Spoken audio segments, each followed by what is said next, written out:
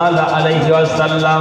এ মুসলমান বাপজিরা ভাইরা, আমার আপনার নবী রাহমাতাল লিল আলামিনের আব্বা জানকে হযরত আব্দুল্লাহকে জগতের মহিলারা বলেছিল, এ আব্দুল্লাহ, তোমার চেহারা মোবারকে যে নূরের জ্যোতি দেখা যেত, ওই নূরটা কেন আর দেখা যায় না?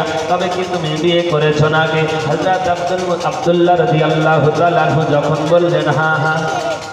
এ মুসলমান বাপজিরা ভাইরা, এ যুবক ভাইরা, হযরত আব্দুল্লাহ রাদিয়াল্লাহু তাআলা আনহুর মিলনের পরে আমার আপনার নবীর নূরে মুহাম্মাদি আমিনার গর্ভে যখন স্থান পেয়ে গেল, হযরত আমিনা রাদিয়াল্লাহু তাআলা আনহার গর্ভে আমার আপনার নবী ওই অবস্থায় হযরত আব্দুল মুতাল্লিবের কনিষ্ঠ পুত্র হযরত আব্দুল্লাহ রাদিয়াল্লাহু তাআলা আনহুকে তার ভাইরা ডেকে বলল, এ আব্দুল্লাহ, চলো আজকে আমরা ব্যবসাতে যাব, ব্যবসার কারণে রওনা দিব।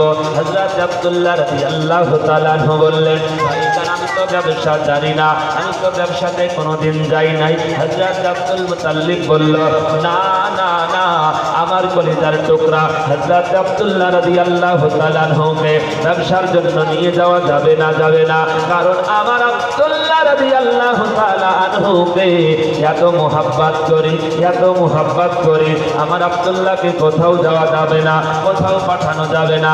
এ মুসলমান বাপজিরা ভাইরা, হযরত আব্দুল্লাহ রাদিয়াল্লাহু তাআলা আনহু বলল, আব্বা জান, আপনি একবার অনুমতি দিন, আমি ওই ব্যবসার কারণে যাব।